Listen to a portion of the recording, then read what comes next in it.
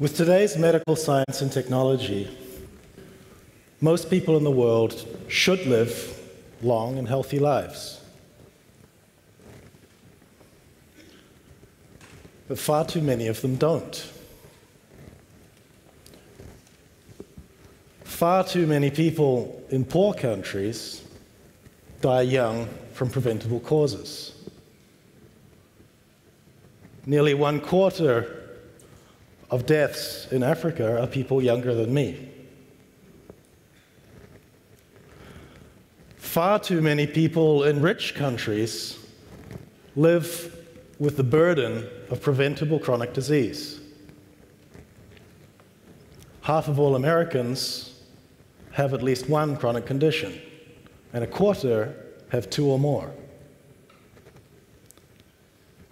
These outcomes seem inexplicably poor. As we saw from Daniel's presentation earlier, there's no shortage of technological solutions. But even when medical science and technology provide us with the tools to prevent or to cure illness, and even when governments and NGOs provide financial access to those tools, we still have a huge gap in outcomes. It's a gap of what happens in real life. It's the gap between free HIV testing being available and actually getting yourself tested. It's the gap between delivering medicines to a district and those medicines being taken by the people who need them. It's the gap between you knowing that you should get some more exercise and cut back on the beers, and you actually doing it. It's the gap that comes when we try to implement healthcare solutions that ignore the human experience. I believe that closing this gap is the biggest low-hanging fruit to improve health outcomes globally. I believe that closing this gap requires an empathetic understanding of human behavior. I believe that closing this gap requires a systemic approach.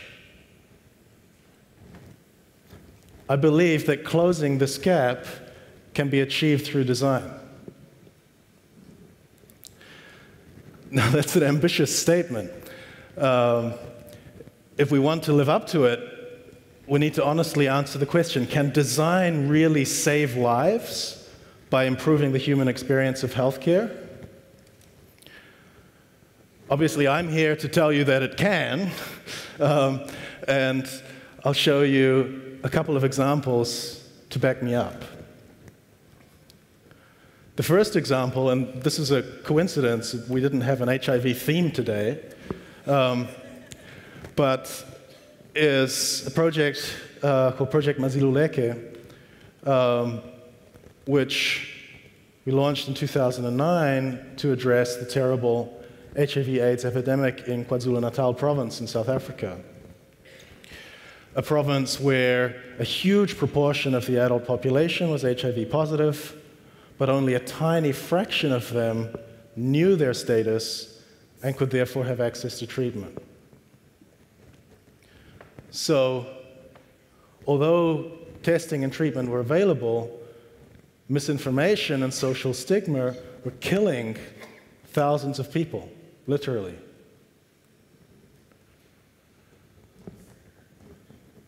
When our teams went out to KwaZulu-Natal province to find out more, we found some encouraging news. We found that local HIV advocates and counselors knew how to get through to people and change their beliefs and change their behaviors when they had a chance to talk to them one-on-one. But that simply wasn't scalable to the scale of the problem, an epidemic in a province of 10 million people. And so the first part of our project focused on helping them achieve scale,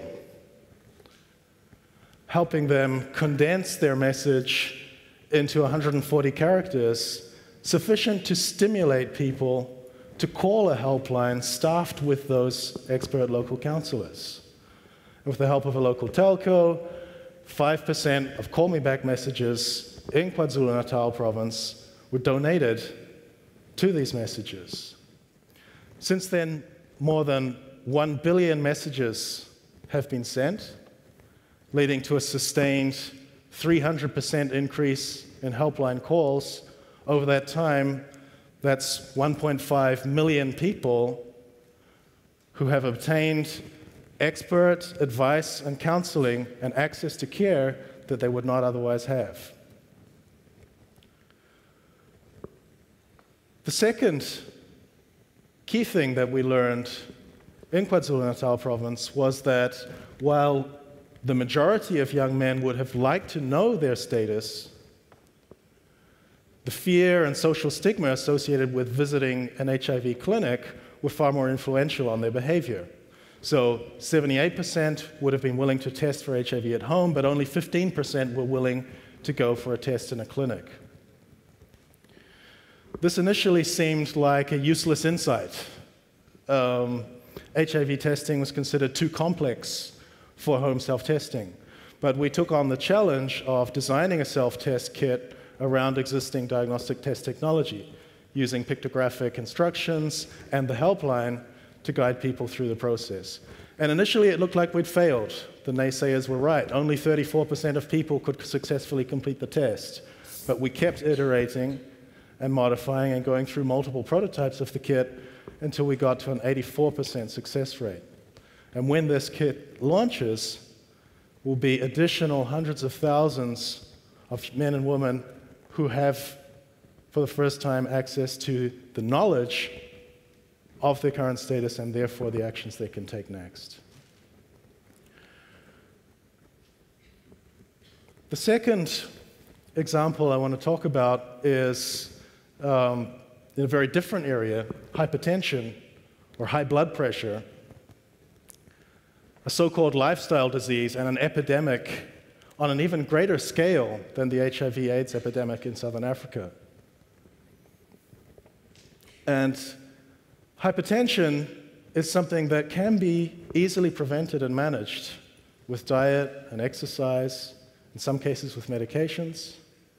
But less than half of hypertension cases are, in fact, properly managed. So while most people could easily manage their hypertension, it's simply easier to just ignore it. Again, in this case, our starting point was to go and talk to the people who, in their daily lives and work, are dealing with the reality of the situation. And we heard from physicians that most people only start to take hypertension seriously when they have to take drugs, and that advice about dietary change or exercise are seen as optional. That's just advice, although it's often more clinically important and could prevent the situation of needing to take drugs at all. We also heard how some physicians were having greater success through a more open and collaborative dialogue with their patients, breaking the traditional paternalistic or prescriptive mode of medicine. And when we spoke to people living with hypertension and heart disease, we learned about the vital importance of family caregivers, how the spouse often becomes a medication manager, how the support of family and community is often the difference between success and failure. And we realized that any solution we proposed should not focus on individual experiences, but on the interactions between people, which led us to develop a connected care platform that encourages and enables those virtuous interactions between people that we observed in the wild. Collaborative dialogue between physicians and their patients, support and encouragement from families and communities, and patients inspiring each other by sharing the stories of their successes and failures. So what do these two cases have in common? Very different geographies, very different health systems, very different therapy areas, different kinds of solutions. But when we look at them closer, we can see a shared underlying structure. It's a structure we could describe as being systemic problems with human roots. So firstly, there's a systemic failure to achieve the desired outcome, even though the know-how, the technology, and the funding to do so is available. And secondly, that failure appears to stem from seemingly irrational human behavior.